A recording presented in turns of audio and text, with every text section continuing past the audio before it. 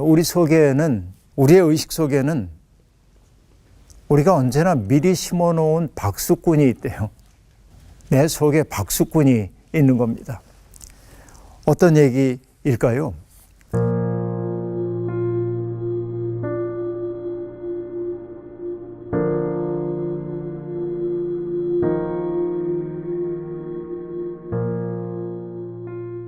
예, 하는 질문마다 다 어려워서 대답하기 어려운데, 사람은 누구나 다 인정 욕구가 있죠. 누가 칭찬해주면 행복하고, 누가 꾸짖거나 비난하면은 마음의 상처를 입을 수밖에 없는 거고, 그래서 우리는 칭찬은 고래도 춤추게 한다면서요.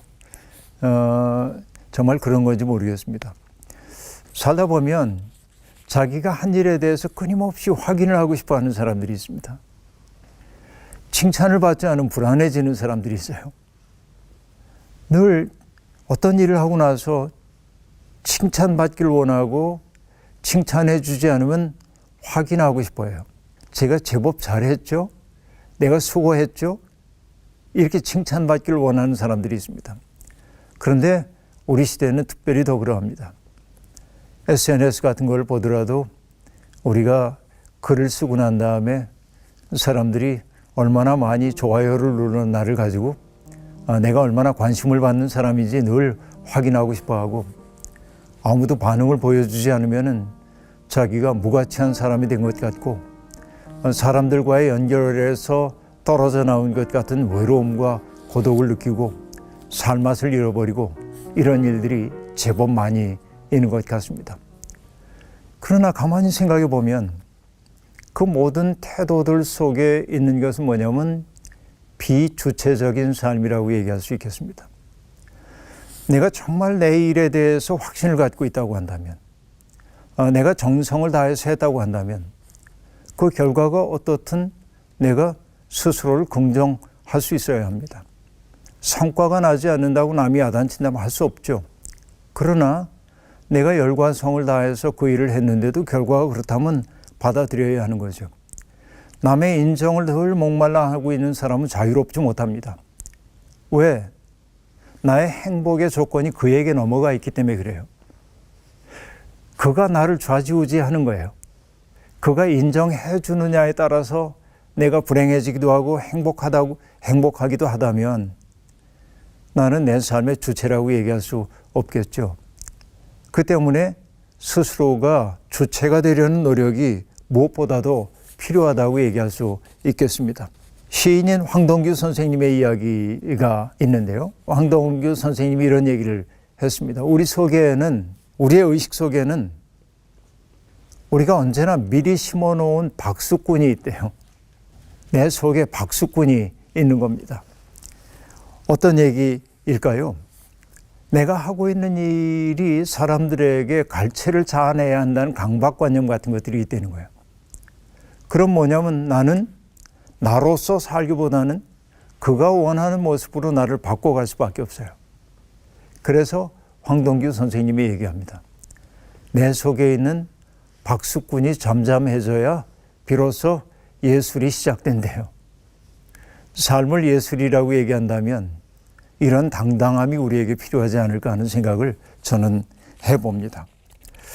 자기의 자유를 남에게, 타자에게 넘겨주지 않는 그런 당당함이 우리에게 필요하다라는 생각이죠. 그럼에도 불구하고 우리는 이 세상에서 인정 욕구에 시달립니다. 누군가가 나를 보고 뭔가 잘한다고 얘기해 주면은 격려가 되죠. 힘이 나죠.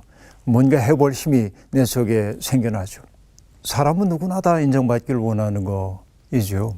그러나 문제는 뭐냐면 내가 어떤 성과를 거두게 되었을 때 우리는 얼른 그 성과를 나의 능력으로 치환하는 경향이 있습니다. 내가 능력이 있어서 내가 이만큼 노력했기 때문에 이만큼의 결과가 왔다. 사실 그런 결과가 올 수도 있습니다. 어떤 사람들이 정말 뛰어난 성과를 보일 때가 있습니다. 그 사람의 능력이 있는 거 맞아요. 왜냐하면 주변에 있는 여러 가지 여건들을 잘 감안해 가면서 가장 좋은 결실을 낼 수 있는 방법을 찾아냈기 때문에 그렇습니다. 근데 또한 따지고 보면 그건 그 사람의 능력이기도 하지만은 그러나 동시에 여건이 좋았다. 이렇게 얘기할 수밖에 없습니다.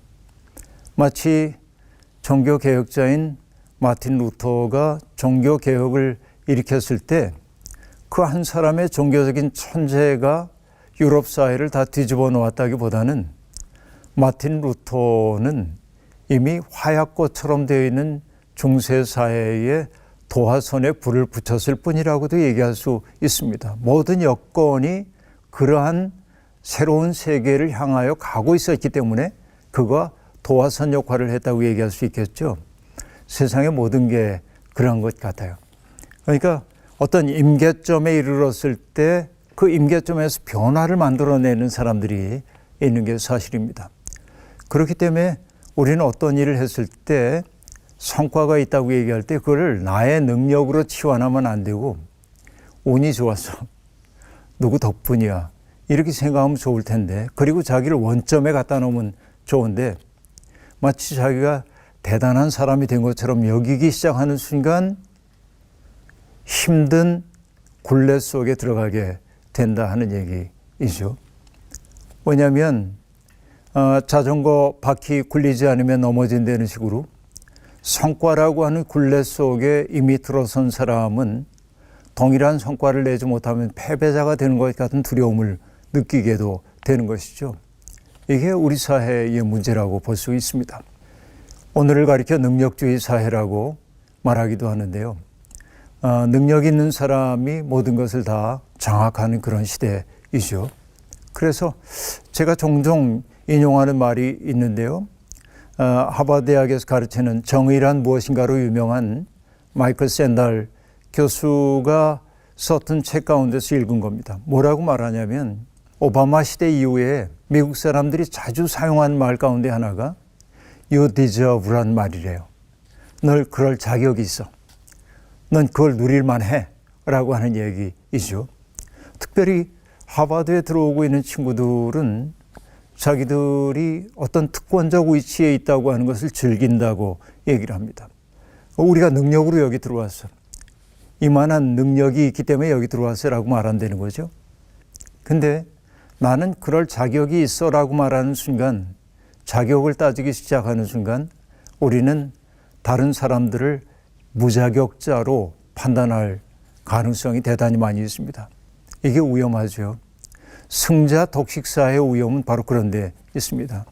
나는 이만큼 노력했고 이만한 능력이 있으니까 이렇게 누리는 게 당연해라고 얘기하는 순간 정말 많은 사람들은 위태로운 지경에 빠지기도 하는 것이죠. 어느 사회학자가 프레카리아트라고 한 말을 만들어냈습니다. 이 말은 두 가지의 단어가 합성된 건데요. 위태롭다고 하는 뜻의 precarious라고 하는 단어와 프롤레타리아라고 하는 말을 합성한 말입니다.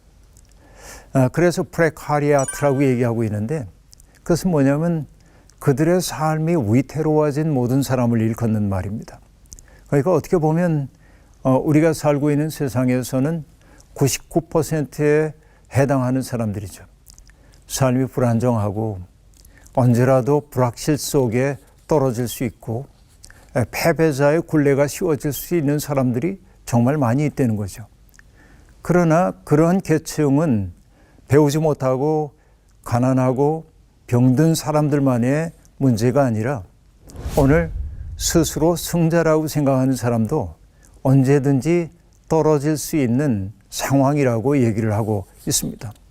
왜냐하면 모든 것이 경쟁으로 치환되는 세상에 살고 있기 때문에 그렇다는 거죠. 경쟁 세상은 끝없이 우리에게 뭔가 성과를 만들어 내라고 말합니다. 제가 늘 마음속에 명심하고 있는 구절이 하나 있습니다. 바울 사도가 했던 말인데요. 갈라디아 교회에 보내는 편지에서 바울 사도가 했던 얘기입니다. 내가 지금 사람들의 마음을 기쁘게 하려고 하고 있습니까?